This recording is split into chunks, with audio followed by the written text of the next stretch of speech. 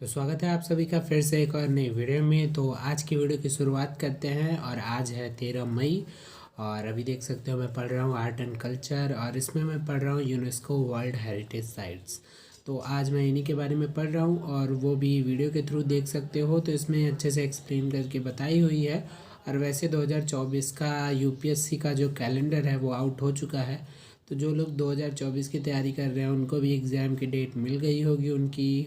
और वो है 26 मई की। जैसे इस साल 28 मई को है तो वैसे ही पिछले साल जो है वो मतलब अगले साल आपकी 26 मई को होगी। तो जो लोग 24 के लिए तैयारियां कर रहे हैं वो भी स्टार्ट कर दें क्योंकि उनकी भी डेट आ चुकी है। और अभी हम जो है वो अपने 23 के देने वाले हैं। अभी वो है 28 को। तो 26 और 28 दोनों मतलब 2 दिन का ही फ़र्क है। तो वैसे ज़्यादा टाइम बचा है नहीं तो स्टार्ट कर दीजिए। और अभी के लिए हम अपना ये वाला सेशन करते हैं कंप्लीट। 3 hours later. तो अभी अपना टेस्ट कंप्लीट होने के बाद आ चुके हैं अपने करंट अफेयर मैगज़ीन पर। अब जिन लोगों ने नहीं देखा है टेस्ट में कैसे देता हूँ तो वो आप जाके इस वीडियो के लास्ट में आपको मिलेगी या फिर चैनल पे वीडियो मिलेगी, उस पर आप देख सकते हो कि कैसे मैं ऑनलाइन फ़ोन से ही टेस्ट देता हूँ, वो भी बिल्कुल ही फ्री के, बिना मॉक टेस्ट बाई किए। क्योंकि मॉक टेस्ट काफ़ी महंगे होते हैं और एक्सपेंसिव होने की वजह से सब उसे अफोर्ड नहीं कर सकते हैं। तो आप भी ऐसे ही मतलब फ्री में दे सकते हो। बहुत सारे लोग देते हैं क्योंकि देखो अब सब इतने पैसे नहीं होते सबके पास कि सब टेस्ट सीरीज बाई करें।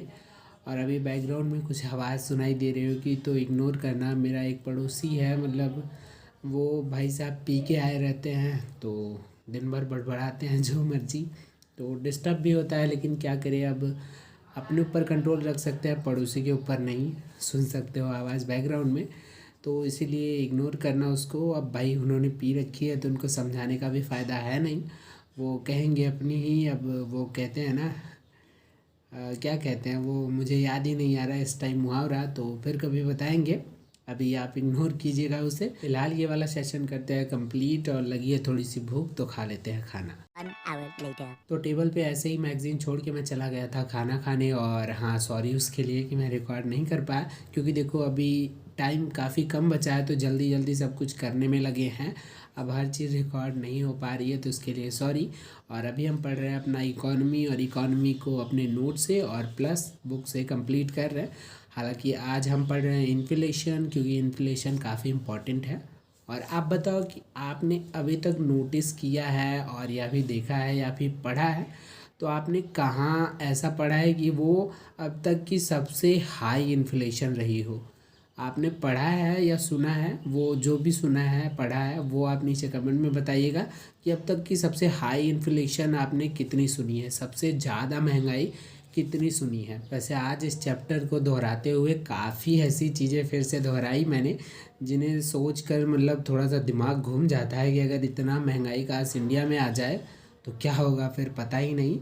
तो आप बताना अगर आपने कहीं पढ़ी हो, सुनी हो, न्यूज़ में देखी हो कि अब तक की सबसे ऊंची या फिर जितनी भी आपने सुनी है वो सबसे ज़्यादा महंगाई दर कितनी रही है, कितने परसेंट की रही है। हालांकि महंगाई परसेंट में ही नापते हैं तो आप बताना कि आपको कितनी सबसे ज़्यादा लगी है, मतलब अब तक की सबसे ज़्यादा महंगाई कितनी आपने सुनी है, देखी है, पढ़ी है, कुछ भी करी है, लेकिन अब तक की सबसे ज़्यादा महंगाई और कहाँ हुई है ये भी बता देना नीचे कमेंट में। तो फ़िलहाल हम पढ़ रहे हैं महंगाई। और महंगाई तो बड़ी खतरनाक चीज़ है जैसे कि आपको पता ही होगा।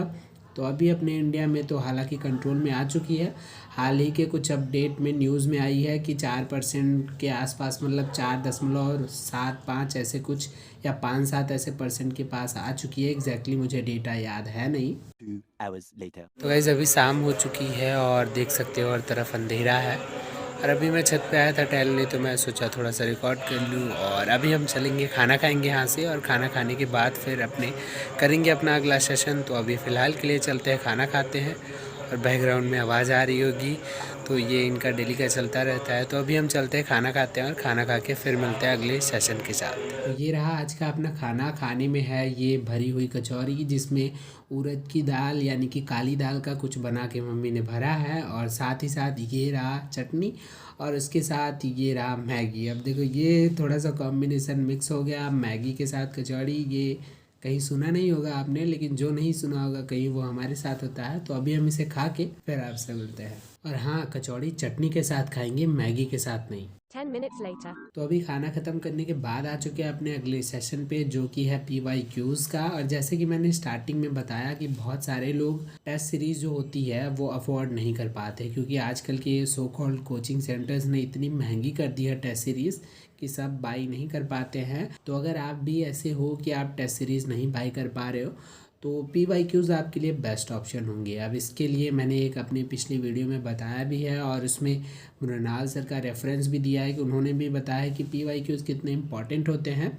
और ये सिर्फ आपके इसलिए नहीं इम्पॉर्टेंट होते हैं कि इनके क्वेश्चन रिपीट आते हैं, ये इसलिए भी इम्पॉर्टेंट होता है क्योंकि ये आपको वो लेवल बताते हैं ना जिससे UPSC पूछता है। तो UPSC का वो लेवल UPSC के पिछले साल के क्वेश्चन से ही पता चल सकता है, ना कि किसी कोचिंग सेंटर या फिर किसी कोचिंग इंस्टीट्यूट के टेस्ट पेपर से। तो अगर आप PYQs को प्रेफर करते हो तो आप देखो, टेस्ट सीरीज़ ना भी लगाओ तो भी मतलब कोई प्रॉब्लम है नहीं, लेकिन अगर आपके पास है ऑप्शन, आपके पास पैसे हैं, तो आप लगा सकते हो। हालांकि फ्री के टेस्ट सीरीज़ भी बहुत सारे मिलते हैं तो उनको कर सकते हो, और मैं भी वही करता हूँ। देखो, मेरे पास इतने पैसे हैं नहीं, मैं एकदम क्लियर होके बता रहा हूँ, ना ही मेरी फैमिली इतनी अफोर्ड कर सकती है कि मैं 10,000 12,000 के टेस्ट परचेस करूँ और उनको फिर दूँ और उसके बाद सबमिट करूँ।